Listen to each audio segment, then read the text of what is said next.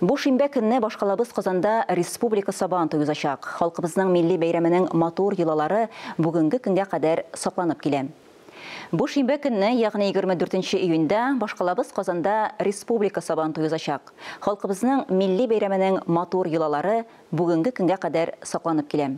Шулар арасында бүләк җыю йоласы айрым игътибарга лаек. Бу көннәрдә, ягъни 21 июньдә Казанда сабан туй бүләкләрен җыю башланды. Беренче атлы арбалар Дәрвишләр бистәсендә старт алды. Һәм әйтергә кирәк, әлеге йола башкалабызда Дәрвишләр бистәсендә 2016 елдан бирле уздырыла башлаган. Бүләк җыюның иң матур мизгелләре турында безнең киләсе репортажда.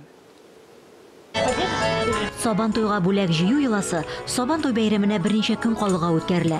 Дәрвишләр бистәсендә иң беренчеләрдән булып керешкәннәр. Элеглектән килгән матур гадәтнең аерылгысыз өлеше ат җиккән арба һәм колга. Карлыгач исемле Бакбай Арчанның Яңа Кырлай авылыннан ук килгән. Бүләк җыюга алысы да, кечесе дә чыккан. Яшь буында традициябезнең кызыксыну уяту аеруча шатландыра. Кызлар бүләккә җыр әзерләп килгәннәр. Рәхмәт сезгә тиянем, рәхмәт гүзәл илемә. Бүләк җыюда теләге булган һәркем катнаша ала. Дәрвишләр бистәсендә урнашкан мәктәп, уку йортлары, завод һәм оешмалар берсе дә читтә калмаган. Җыелган бүләкләр Казан сабан туенда катнашучыларга, кунакларга тапшырылачак.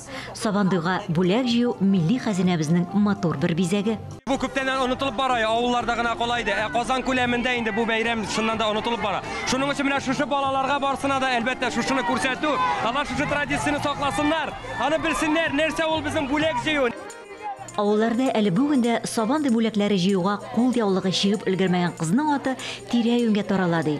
Биредәге кызларның куллары алтын икән.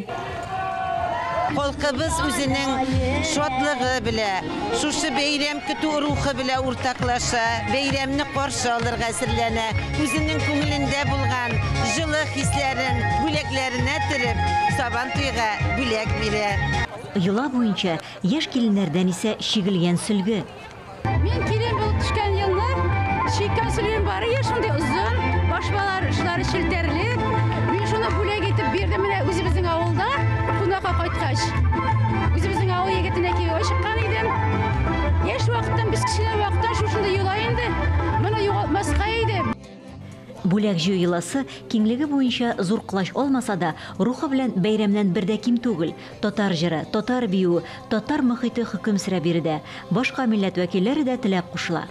Это единение разных национальностей, это возможность прикоснуться к... Бу чыннан да милләтләр берләшү, сабан туйга бүләкләр җыю бәйрәмендә катнашу, татарларның гореф-гадәтләре белән танышу.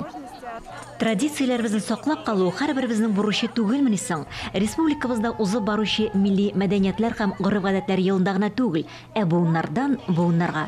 Эльза Ахмәтҗанова, Дамир Мөхәммәтханов, Татарстан яңалыклары.